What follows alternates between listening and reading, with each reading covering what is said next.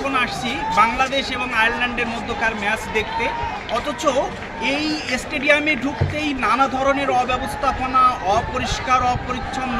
অথচ এই আমরা যদি দেখি যে আইপিএল ম্যানেজমেন্ট এখন হচ্ছে মধ্যপ্রাচ্যের দেশগুলো করছে, সিঙ্গাপুর হচ্ছে বন্দর ব্যবস্থাপনায় হচ্ছে পুরো দেশকে পাল্টিয়ে দিয়েছে। অথচ এই সিঙ্গাপুর ছিল বাংলাদেশের মতো একই সময়ে একই মাথাপিছু আয়ের একটি দেশ, শুধুমাত্র বন্দর ব্যবস্থাপনা তাদের পুরো দেশকে পাল্টে দিয়েছে। মাথাপিছু আয় এত লেভেলে চলে গিয়েছে যা এখন বিশ্বের সবচেয়ে উন্নত দেশের মধ্যে একটি।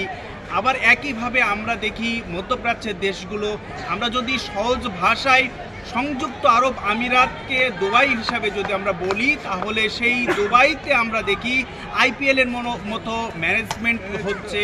সুতরাং আমরা এই জায়গাতে আমাদের আসলে পরিবর্তন করা দরকার, আমাদের এই যে অব্যবস্থাপনাতে পরিবর্তন করা দরকার। আমাদের কক্সবাজারের যে পর্যটন হাবকে কেন্দ্র করে আমরা এই ধরনের রাষ্ট্রীয় ইভেন্ট ম্যানেজমেন্ট যদি গড়ে তোলা যায়, প্রফেশনালিজম যদি ডেভেলপ করা যায়, তাহলে হয়তো আমরা পুরো দেশের চিত্র প্রত্যেকটা ক্ষেত্রে এইভাবে পরিবর্তন করতে পারলে পুরো দেশের চিত্র পরিবর্তন হয়ে যাবে।